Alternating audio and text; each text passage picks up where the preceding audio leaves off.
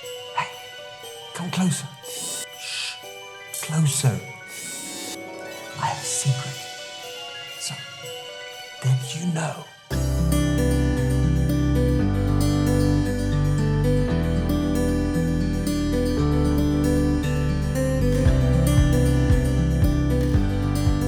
Hi guys, and welcome to week number 4 of our series called Not Do But Done. Now, everyone loves a good mystery.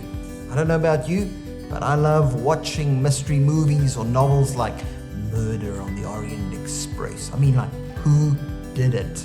That's the big mystery and the big question that gets unraveled in that story. Or the mystery games that we all love playing. I mean, in my house, we started playing Cluedo. My kids love it. It's just amazing. It's one of my favorites also. Just this mystery of finding it out. Or we sometimes even have those mysteries in marriage, guys. You know, it's a mystery to what would be the right answer to the question, how do I look in these jeans? Get what I'm saying? Now, we all love mystery, and I think it's very clear. However, today, I want to talk about the biggest mystery ever revealed to all of mankind. I mean, this thing just blows the scales when it comes to next level mysteries. And it's all captured in Colossians chapter 1, verse 27. And I want to read it to you guys. It goes as follows. It says, God wanted to make known among the Gentiles, that's basically the whole world, the glorious wealth of this mystery, which is, and I'll tell you a little bit later what it is. But before we dive into finding out what this mystery is that God wanted to make known for the whole world to see, I first want us to look at why this mystery changed everything, why it's so powerful, why would it radically end up and turn around the way we view the world. Now, we're in this series called Not Do But Done, and we've been exploring 2 different ways of approaching God. The one side is the religious efforts way, and the other one is God's radical gift of grace way. And then we've seen in these 2 different approaches that the one is all about do, you need to do, and the other one is all about done. God has done something on your behalf, and you need to take a hold of that gift. Now today, as we're looking at this great mystery, I want us to first just unpack actually what's the fuel behind religion. What's the thing that makes religion works? Because you'll see that the mystery revealing, God reveals, just like kills that kind of fuel that makes religion actually work. And religion thrives on 2 basic things. The first one is distance, and then the second one is delay. So when it comes to distance, I don't know about you, but in all religious activities and proclamations out there, you're basically a bad person. God is very, very far. He's distant. He's up there in heaven, and you will have to work really hard to get his attention. And I don't know about you, but for me, when it comes to distance in any form of a relationship, it creates a lot of space for assumptions, a lot of stuff that just simply ain't true about the other person. And when God is presented to humanity as being very distant and very far, you see a lot of these untruths and assumptions creeping in, like God must be angry with you, therefore he's far, he's avoiding you. He must be disappointed with you. He must have forgotten about you. You're not important to him. Or even he doesn't want you. You're not worthy. You're not good enough for his presence. That's the effect of distance in our lives. And it's literally like Bette Midler sang. She's that song that proclaims, like, God is watching us from a distance, you know. That's kind of the picture. And the story or the song of religion. God is far, and you need to work hard so that he can maybe come a little bit closer. Now, that's the first part of the fuel. The second part of the fuel is that if you stay diligent to working hard, then one day, do you see the delay? One day, God might reward you.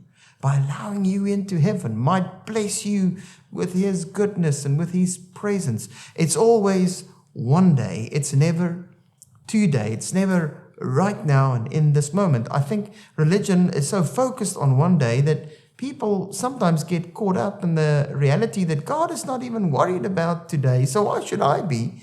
It's just about me saying the right prayer, and then hopefully one day I can go to heaven. I can get the reward that we all really want. Now, the good news is that Jesus came to end it. He didn't come to simply create another version of religion where you need to experience God as distant, and then finally you will get rewarded by God and you will have this glorious, amazing reward one day when He comes back. No. The mystery that God came to reveal through Jesus Christ is, as Paul says here, and I'm going to read it to you now, that we can just dive in and unpack this truth. It says, God wanted to make known among the Gentiles the glorious wealth of this mystery, which is, listen to it, Christ in you, the hope of glory. There you have it. The mystery is Christ in you. God is in you. And that is the hope to your glorious riches and reward. It's Christ in us. Now, what does this truth mean? What does this mystery change and turn upside down? Well, for many of us, we know Christmas gets celebrated a lot, mostly around the world, and most people are aware of it. And Christmas comes from this celebration moment that God Emmanuel, God is with us. Jesus came and He's with us.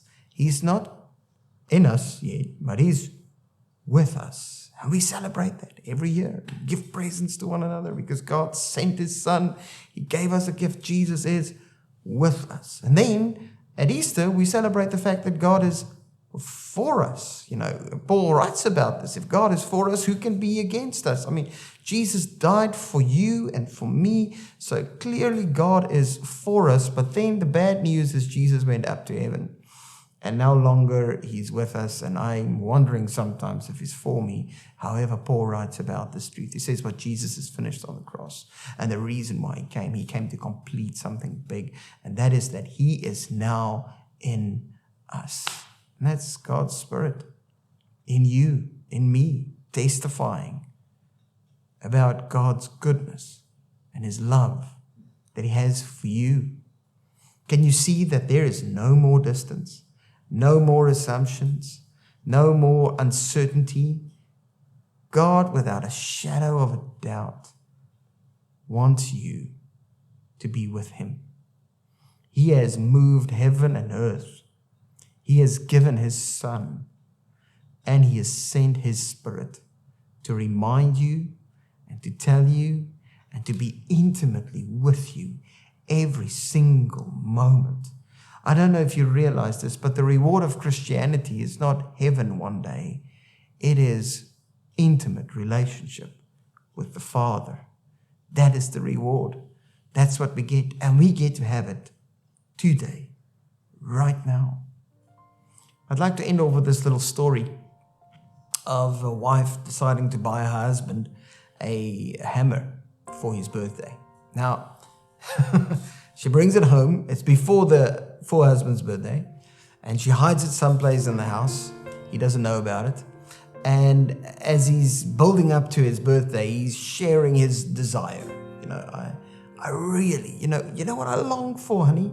I long to have this amazing new hammer. My hammer is gone. I just need a new one. I really would love to have a hammer. And the more he's wondering and pondering on this and hoping that he would at least one day get this hammer, his wife starts dropping some clues that, honey, don't worry about that. I'll write it down. Don't worry. I'm sure we'll find it somewhere. Or don't stress about it.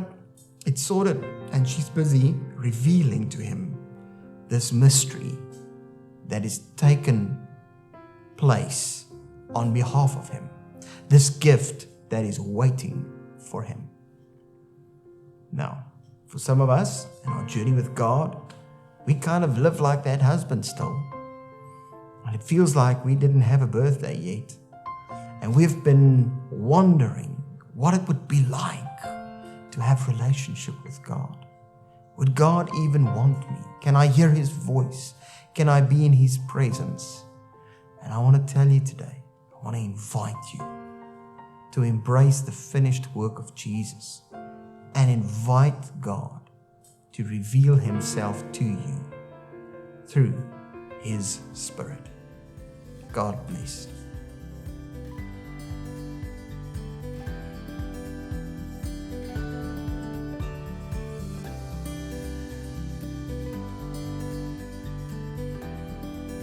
If this content was helpful to you in any way, I'd love to ask you to please click that subscribe button and ring the bell to make sure that you don't miss out on anything coming your way. God bless.